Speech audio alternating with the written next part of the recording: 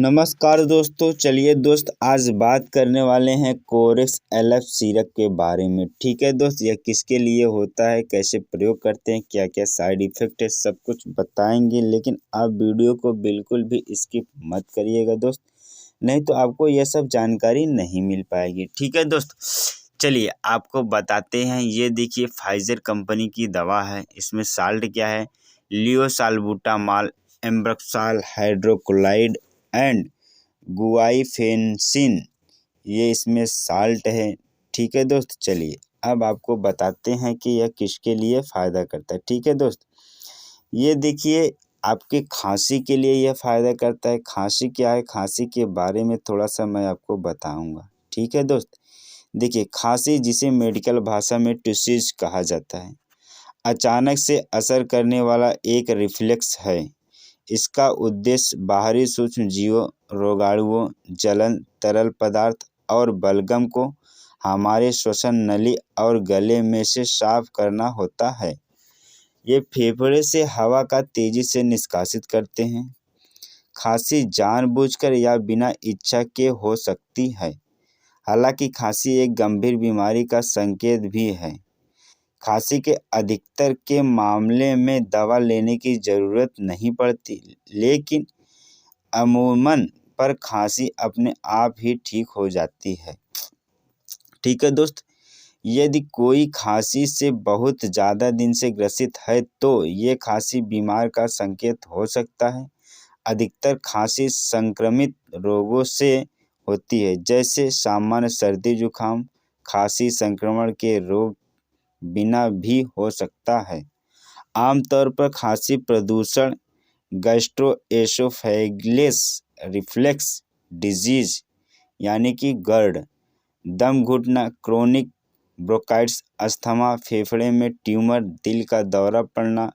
चलिए और आपको बताते हैं यह किसके लिए फ़ायदा करता है। ठीक है दोस्त, आप वीडियो को अंत तक बने रहेंगे ताकि आपको पूरी जानकारी मिल सके। ठीक है दोस्त, चलिए दोस्त, ये देखिए, सर्दी जुकाम के लिए भी फ़ायदा करता है ये कोरेक्स LF सिरप। ठीक है दोस्त, सर्दी जुकाम क्या है बताऊंगा आपको। सर्दी जुकाम के लक्षण जैसे नाक बहना, गले में जमाव और लगातार छींकना, कोई भी पहचान है इसका, लेकिन इसके बारे में तथ्य बहुत ही कम लोगों को मालूम होता है। जैसे कि सर्दी जुकाम के कारण और सर्दी जुकाम के उपचार या इलाज क्या है, और इसके सबसे महत्वपूर्ण बात, आप सर्दी जुकाम से दूर कैसे रह सकते हैं। ठीक है दोस्त, चलिए, सर्दी जुकाम एक वायरस के कारण होता है। 200 से अधिक प्रकार के वायरस इस बीमारी के लिए जिम्मेदार होते हैं, लेकिन राइनो वायरस इनका सबसे आम प्रकार है।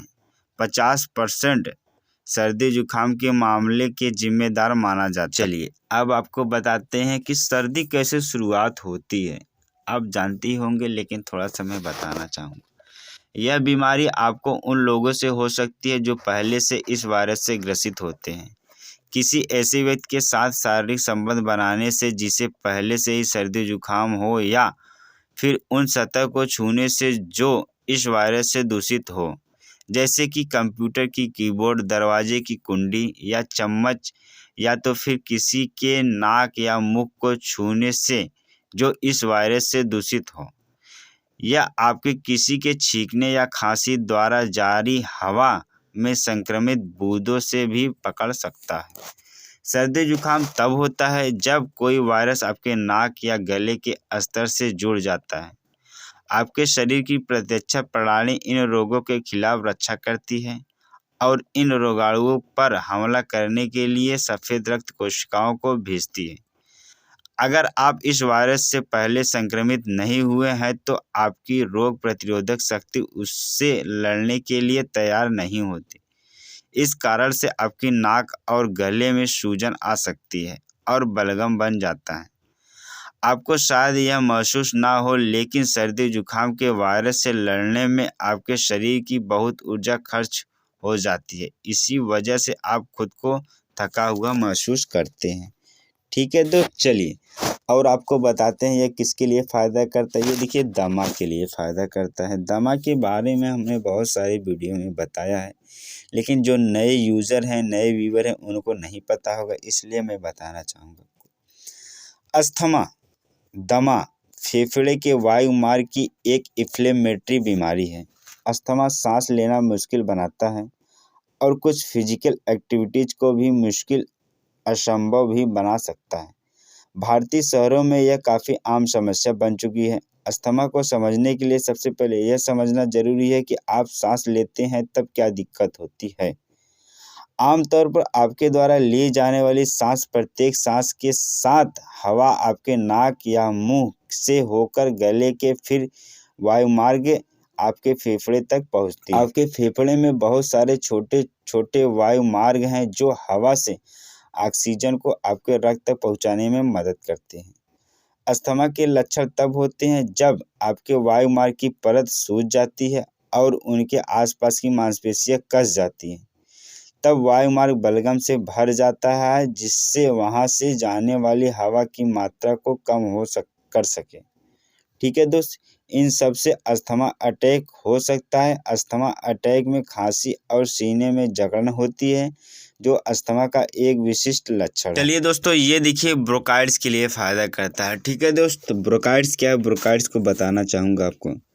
ब्रोंकाइटिस उन पहली 10 स्थितियों में से एक है जिसके लिए लोग चिकित्सा लेते हैं। ब्रोंकाइटिस में श्वास नलियाँ यानी कि ब्रोंकियल ट्यूब या मुंह और नाक और फेफड़े के बीच के वायु के मार्ग सूज जाती है। विशेष रूप से ब्रोंकाइटिस में ब्रोंकियल ट्यूब की लाइनिंग की सूजन हो जाती है। ब्रोंकाइटिस से पीड़ित लोगों को फेफड़े में हवा और ऑक्सीजन लेने की क्षमता कम हो जाती है। यह सूजन वायरस, बैक्टीरिया, धूम्रपान करने या रासायनिक प्रदूषण या धूल में सांस लेने के कारण हो सकती है। जब श्वसन नलियों की लाइनिंग के ऊतक की कोशिकाएं एक निश्चित मात्रा में ज़्यादा उत्तेजित हो जाती हैं तो उनके भीतर मौजूद छोटे बाल, जो आमतौर पर प्रदूषित पदार्थों को रोकते हैं, काम करना बंद कर देते हैं, जिससे श्वसन नलियां बलगम से भरकर और अधिक उत्तेजित हो जाती है। ब्रोंकाइटिस से पीड़ित लोगों को अक्सर गाढ़े बलगम वाली खांसी होती है, जिसके रंग फीका हो सकता है, और मैं आपको बताऊंगा कि इसका प्रयोग कैसे करते हैं। ठीक है दोस्त, लेकिन आप वीडियो को बिल्कुल भी स्किप मत करिएगा, वीडियो को अंत तक जरूर बने रहिएगा। ठीक है दोस्त, देखिए इसको 5-5 ml सुबह शाम लेते हैं।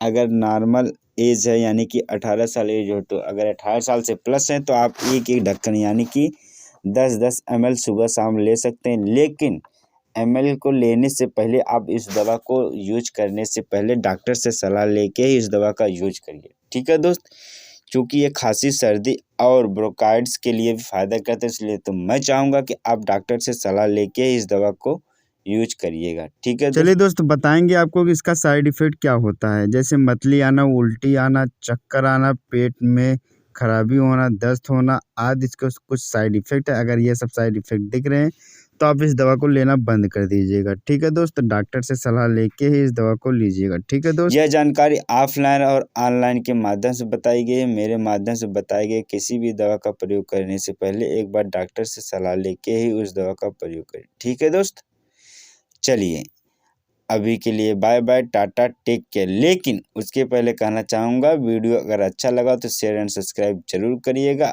और किसी भी वीडियो या दवा के बारे में जानकारी चाहिए तो आप हमारे कमेंट बॉक्स में कमेंट करिए। ठीक है दोस्त, bye bye, tata, take care.